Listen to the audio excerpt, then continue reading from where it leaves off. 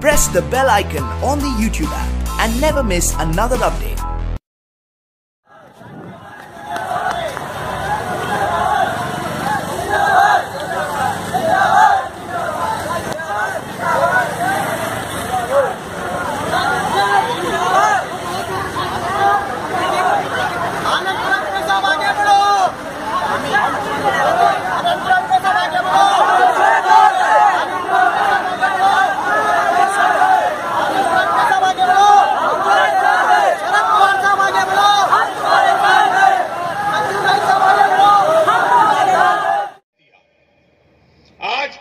ये कहते हैं कि 70 साल में क्या हुआ?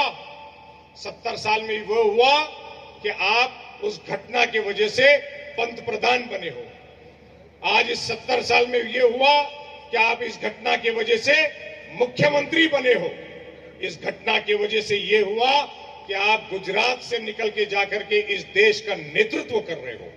अगर ये घटना नहीं होती तो गुजरात के, यूपी के या किसी अन्य राज्य के व्यक्ति को पंत प्रधान बनने का मौका नहीं मिलता। ये अगर बना है, ये अगर हुआ है तो इस देश की घटना की वजह से हुआ है। ये इस देश की घटना को बदल देना चाहते हैं। ये डॉक्टर बाबा साहब अंबेडकर साहब ने जो लिखी हुई घटना है उसको पूरा चेंज कर देना चाहते हैं और पूरा डिक्टेटरशिप लागू कर देना चाहते हैं। डिक्टेटरशिप, अगर भूल चूक से कभी ये सत्ता में आ गए तो आपको, हमको ये देखने में आश्चर्य नहीं होगा कि इस देश से लोकतंत्र खत्म हो गया होगा। इस देश में वापस कभी चुनाव नहीं होंगे।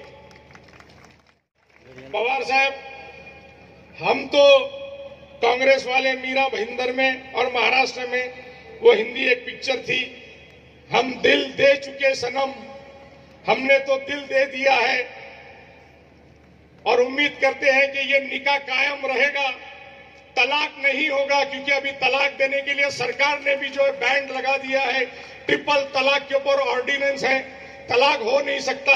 इसलिए अशोक राव जी चौहान साहब और पवार साहब यहां मौजूद है। हम दिल दे चुके हैं। कांग्रेस का सारा वर्कर, अगाड़ी के सारे वर्कर, पार्टी वर्कर, नीचे के लेवल से लेकर ऊपर के लेवल तक के पूरी ताकत से यहां पर एक साथ मिलकर के काम कर रहे हैं, कंधे से कंधा मिला करके काम कर रहे हैं। और इसी वजह से आज ये सभा जो है, जन सैलाब आपके सामने आया है। मैं यकीन से बोलूंगा कि इस देश में एनडीए, मोदी साहब का प्राइम मिनिस्टर बनना तो भूल ही जाओ, एनडीए भी आने वाली नहीं है। आने वाली है महात्मा गांधी के विचारधारा को लेके जाने वाली अगाड़ी की सरकार आने वाली। मैं तो ये बोल रहा हूं कि मोदी साहब के भाषण से 10 लफ्ज निकालो तो मोदी साहब भाषण ही नहीं कर पाएंगे। पाकिस्तानी वर्ड निकालो, उसके बाद में बाबरी मस्जिद वर्ड निकालो, राम मंदिर वर्ड निकालो, पुलवामा का वर्ड निकालो, सर्जिकल स्ट्राइक निकालो। ये यदि 5-6 वर्ड निकाले तो मोदी साहब भाषण करने के काबिल नहीं रहे।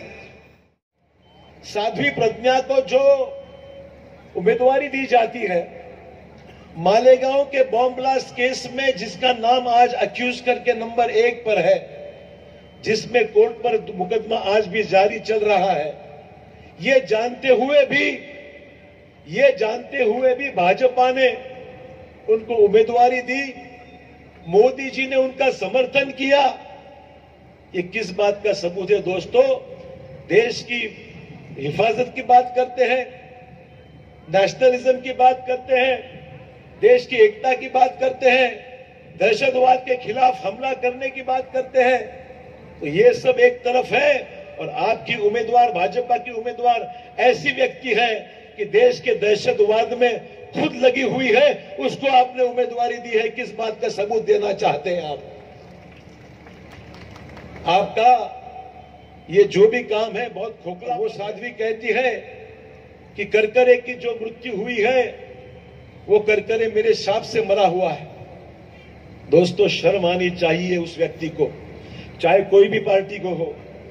जो हमारे पुलिस ऑफिसर्स ने 26/11 में अपनी जान कुर्बान कर दी। मैं राज्य का उस बाद में मुख्यमंत्री बना, पवार साहब के मार्गदर्शन में हम लोगों ने काम किया, राहुल जी, सोनिया जी ने, मनमोहन सिंह जी ने। देश का आतंकवाद खत्म करने के लिए पूरा प्रयास किया। उस आतंकवादी साध्वी ने जब ऐसे बयान करती है तो शर्म आनी चाहिए भाजपा के उन प्रधानमंत्री को जो खुलेआम उसके समर्थन करता है। क्या हम ऐसे पार्टी को समर्थन देंगे?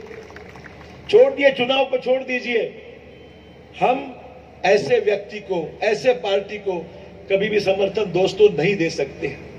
हमारे देश के कई विचारवंत है, लेखक है, साहित्यिक है, जिनकी पिछले 4-5 सालों में गोली मार के हत्या कर दी गई। कलबुर्गी है, पानसारे है, ये जो हमारे गौरी लंकेश है, मुझको आश्चर्य नहीं लगेगा कि आने वाले समय में, आने वाले असेंबली के चुनाव में भाजपा अगर उनको प्रत्याशी बनाकर खड़ी नहीं करेगी तो आश्चर्य की बात मानने की जरूरत नहीं है। हो सकता है कि भाजपा की विचारसरणी है कि जो लोग ऐसे क्रिमिनल्स हैं जो देश के दहशतवाद में लगे हुए हैं, देश के विचारवंतों को खत्म करने में लगे हुए हैं, ऐसे लोगों को भी आने वाले समय में भाजपा उम्मीदवार बना सकती है। दोस्तों, ये शुरुआत हुई है इस साध्वी के जरिए। दोस्तों, ये साध्वी नहीं है, नाम साधु का बदनाम। महात्मा गांधी की जयंती होती है।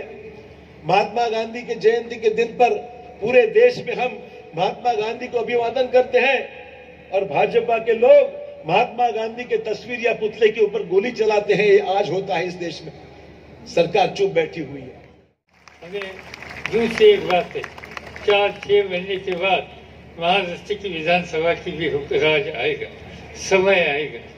यहाँ अशोक चौहान साहब है, मैं उनसे कहना चाहता हूँ और कांग्रेस के साथियों को भी साधना चाहता हूँ, जिस तरह से लोकसभा के चुनाव में हम मिलकर पूरे महाराष्ट्र में जाते हैं, इसी तरह यहाँ की भारतीय जनता पार्टी या शिवसेना की हुकूमत खत्म करनी हो तो हम लोगों को हाथों में हाथ पकड़ कर जाना होगा।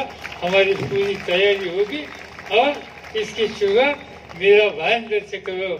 यहाँ कांग्रेस का एक अच्छा कार्यकर्ता सामने दे दो, राष्ट्रवादी कांग्रेस पार्टी उसको समर्थन देगी और महाराष्ट्र की जीत की शुरुआत मेरा भाईंदर से हो रही है, पूरे देशवासी को दिखाई। यही कहकर मैं आपसे इजाजत लेता हूँ। जय हिंद, जय और साहब, साध्वी प्रज्ञा सिंह को टिकट दिया गया भाजपा से, क्या कहेंगे आप? फटाफट